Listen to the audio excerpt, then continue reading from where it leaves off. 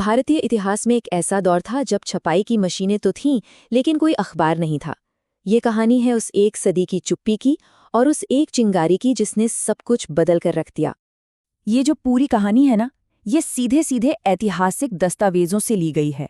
तो चलिए देखते हैं कि ये दस्तावेज हमें क्या बताते हैं कि कैसे प्रेस उस समय के पढ़े लिखे भारतीयों और शुरुआती राष्ट्रवादियों के लिए एक बहुत पावरफुल हथियार बन गया था।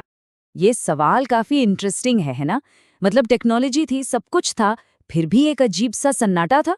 तो ये इस कहानी का सबसे बड़ा रहस्य है कि कंपनी आखिर छिपा क्या रही थी। वो कौन से राज थे जिन्हें कंपनी हर कीमत पर दबाना चाहती थी? सबसे पहले, उनके अपने सीक्रेट्स। दूसरा, कंपनी के अधिकारियों का प्राइवेट ट्रेड और उनका बेहिसाब भ्रष्टाचार। और इन दोनों पर पर्दा डालने का सबसे बड़ा हथियार, मतलब हर तरह की जानकारी पर कड़ा पहरा, या कह लीजिए सेंसरशिप। तो चलिए इस दिलचस्प कहानी को परत दर परत खोलते हैं और देखते हैं कि ये सब आखिर हुआ कैसे। तो कहानी शुरू होती है उस लंबे दौर से जब भारत में प्रिंटिंग प्रेस तो मौजूद थे, लेकिन अखबारों की आवाज पूरी तरह से खामोश थी। जरा इस टाइमलाइन पर नजर डालिए। 1684 में कंपनी ने प्रेस लगाया, लेकिन उसके बाद लगभग 100 सालों तक कोई अखबार नहीं छपा। सोचिए, ये कितना बड़ा गैप है। तो सवाल ये उठता है कि आखिर ऐसा क्यों था? और ये रहा इसका जवाब। स्रोत हमें बिल्कुल साफ साफ बताते हैं कि कंपनी के अधिकारी अपने पोजीशन का गलत इस्तेमाल कर रहे थे, प्राइवेट ट्रेड से अपनी जेबें भर रहे थे, और वो नहीं चाहते थे कि इसकी जरा सी भी भनक लंदन में बैठे उनके आकाओं को लगे। अखबार का मतलब था ट्रांसपेरेंसी, और ट्रांसपेरेंसी से उन्हें लगता था डर। तो जाहिर है चुप्पी ही उनका सबसे बड़ा हथियार। लेकिन सच ज्यादा दिन छिपता नहीं है। तो अब बात करते हैं उन लोगों की जिन्होंने पहली बार कंपनी के इंफॉर्मेशन कंट्रोल को चैलेंज करने की हिम्मत दिखाई। विलियम बोल्ट्स, ये वो पहला नाम था जिसने इस सन्नाटे को तोड़ने की कोशिश की। उन्होंने खुलेआम ऐलान कर दिया कि भाई, मेरे पास कुछ ऐसी जानकारी है, कुछ ऐसे छिपे हुए तथ्य हैं जो कंपनी के कई बड़े अधिकारियों के लिए मुसीबत खड़ी कर सकते हैं। बोल्ट्स की कोशिश भले ही कामयाब ना हुई हो, लेकिन उसने एक रास्ता जरूर खोल दिया था। और इसी रास्ते पर आगे बढ़े हमारे main character James Augustus Hickey, जिन्होंने भारत का पहला अखबार छापकर इतिहास बना दिया। अच्छा, ये नाम बंगाल गजेट, इसे जरूर याद रखना है। ये सिर्फ एक अखबार नहीं था, ये भारत में आजाद और निडर पत्रकारिता का एक तरह से ऐलान था। और साल था 1780।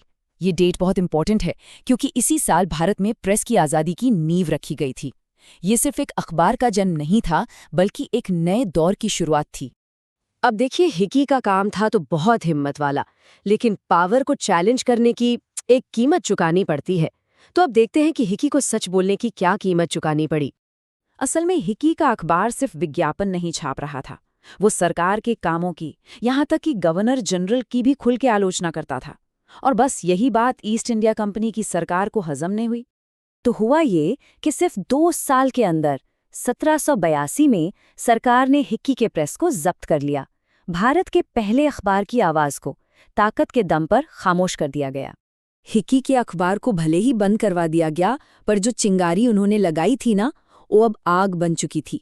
एक आइडिया को कैद नहीं किया जा सकता था, और भारत में प्रेस का दौर अब असल में शुरू हो चुका था। हिक्की ने जो दरवाज़ा खोला था, उसे बंद करना अब नामुमकिन था।